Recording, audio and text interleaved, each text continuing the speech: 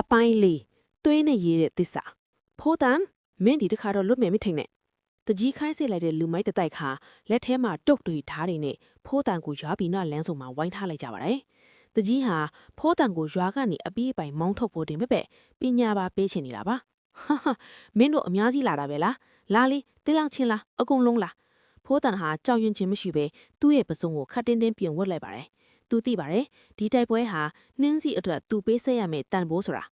ပထမဆုံးလူမိုက်ကတုတ်နဲ့ခွေရမ်းပြီးဝင်လာချိန်မှာဖိုးတန်ကလင်းမြန်စွာရှောင်တင်းလိုက်ပြီးတစ်ချက်ထဲနဲ့မောက်သွားအောင်ထိုးနှံလိုက်ပါတယ်တယောက်ပြီးတယောက်ဝိုင်းတိုက်ကြပေမဲ့ဖိုးတန်ရဲ့တက်တီနဲ့ကျွမ်းကျင်မှုကြောင့်တကြီးရဲ့လူမိုက်တွေအထီနာကုန်ပါတယ်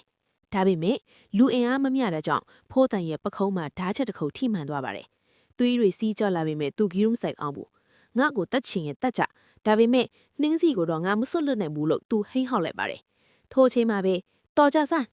ရွာသားတွေနဲ့အတူနှင်းစီတယောက်အိမ်ကနေခိုးထွက်ပြီးရုတ်လာပါတယ်သွေးအိုင်ထဲကဖိုးတန်ကိုမြင်လိုက်ရတော့နှင်းစီရဲ့နှလုံးသားတစ်ခုလုံးပြုတ်ကျသွားသလိုခံစားလိုက်ရတယ်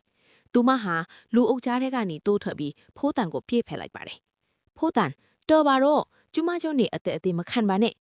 ရွာသားတွေအားလုံးငြိမ်ကြသွားတယ်တကြီးသမီးဟာရွာလူမိုက်ကိုလူပုံအလဲမှာဖတ်ထားတဲ့မြင်ကွင်းကလူကိုင်းကိုအံ့ဩစေခဲ့ပါတယ်ဒေါသထွက်နေတဲ့တကြီးလဲရောက်လာပြီးနှင်းစီနင်အခုချက်ချင်းအိမ်ပြန်လာခဲ့လို့အမိန်ပေးပါတော့တယ်ဖိုးတန်ကတော့ဒဏ်ရာတွေကြားကနေနှင်းစီရဲ့လက်ကိုတင်းတင်းဆိုကင်ထားရင်တကြီးကိုစိန်ခေါ်တဲ့အကြည့်နဲ့ကြည့်နေမိပါတယ်